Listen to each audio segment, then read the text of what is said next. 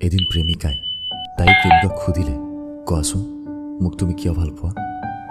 ল'ৰাই ক'লে, মই তোমাৰ চুলিবোৰৰ প্ৰেমত পৰিছোঁ। তোমাৰ এই চুলিখিনিয়ে মোৰ মনটো কাঢ়ি ল'লে। কিছুদিন পিছত ছোৱালীজনী কেঞ্চাৰত ধৰা পৰিল।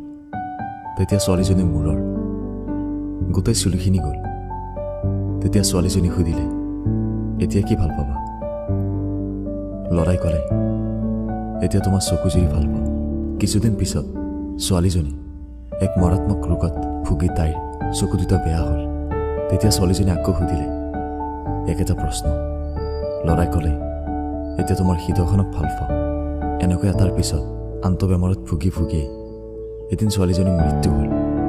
কথাষাৰ শুনি ল'ৰাটোৱে দৌৰি গ'ল ছোৱালীজনীৰ ঘৰলৈ আৰু গৈ দেখিলে ছোৱালীজনীক বগা কাপোৰ এখনেৰে ঢাকি ৰাখিছে। ল'ৰাজনে ছোৱালীজনীৰ বগা কাপোৰখন আঁতৰাই ই শেষবাৰৰ বাবে চাব বিচাৰিলে ছোৱালীজনীক, আৰু এফালৰ পৰা ছোৱালীজনীক চাই গৈ থাকোঁতে ছোৱালীজনীৰ মৃতদেহৰ ওচৰত এটুকুৰা কাগজ পৰি থকা দেখিলে। কাগজৰ টুকুৰাটো হাতেৰে উঠিয়াই লিখি ৰখা কথাখিনি পঢ়িলে। তাত লিখা আছিল, আজিৰ পৰাতো মোৰ হৃদয়খনো নাই, তেনেহ'লে তুমি আজিৰ পৰা কি ভাল পাবা?